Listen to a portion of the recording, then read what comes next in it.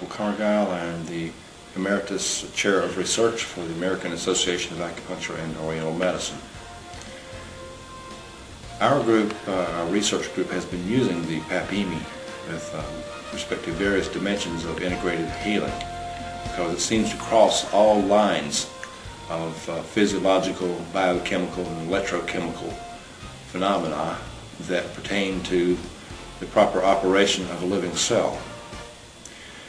The National Library of Medicine, in a report that I generated for the Healthcare Task Force in 1993, pursuant to declassifying acupuncture and electromedicine out of investigational, experimental, and unscientific status into mainstream understanding with respect to modern science. In that report, the National Library of Medicine clearly states that several converging viewpoints from these various disciplines of science have clearly shown and indicated that the body is far more than simply a collection of molecules and cells. That in fact, the body is comprised of a set of standing, stabilized electromagnetic oscillations or oscillatory patterns, and that these electromagnetic patterns,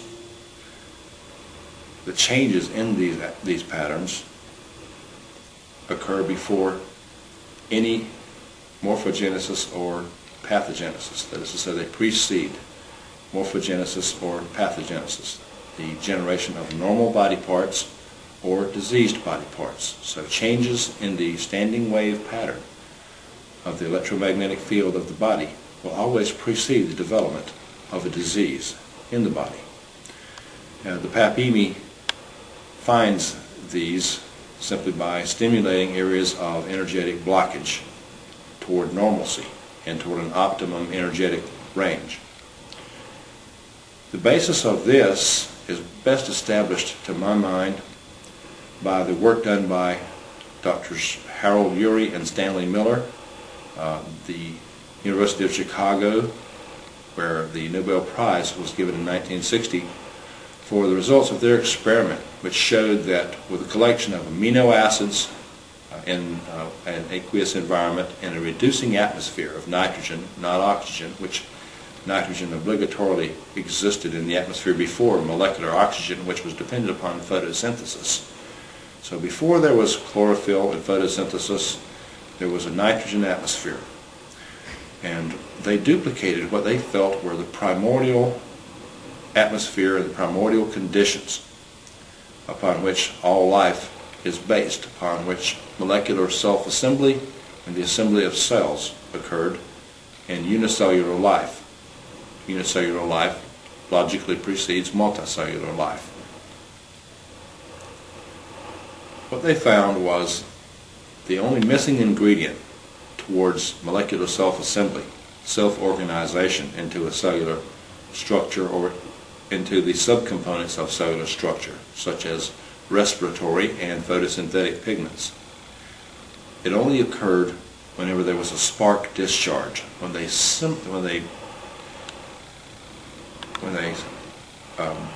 approached a similar energetic burst to lightening, which is a full spectrum phenomenon.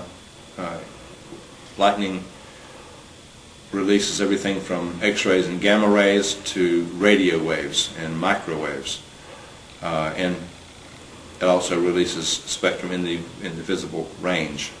So you can see it, but there's much about lightning, about spark discharges, that one cannot see, and it's the full range of electromagnetic energy that's important in producing the chromic pigments that we associate with photosynthesis, respiration, and molecular self-assembly. Ultimately, this energy provides the key towards what was called proteinoid microspheres, where the fats, the proteins assembled into spheres and objects that looked similar to cells, and ultimately were even self-replicating within the flask. This was all done in vitro, or outside of a body, inside of a test tube, inside of a flask, a series of flasks. References to this can be found in Leninger's biochemistry text, and it's particularly interesting because the Pap-imi machine produces spark discharge of 500 million watts and 500,000 volts, and is able to facilitate the normal operation of cells by replacing the missing component. The 1979 Journal of the Japan Medical Association, the Japan Medical Journal, in the article by Kyoichi Nakagawa, MD, PhD, at Suzu Hospital, using static magnetic fields to treat diverse types of degenerative and chronic disease problems in people, was able to obtain significant results in the abatement and reduction of the severity of these symptoms and these diseases, simply by placing magnets on acupuncture points around the head and neck or wherever the problem was. And the fact that magnets can do that, that static magnets can do that, is quite evident that electromagnetic field considerations are a vital and essential part of a complete therapy. And we believe at this point that no therapy is going to be complete unless it includes an electromagnetic stimulus.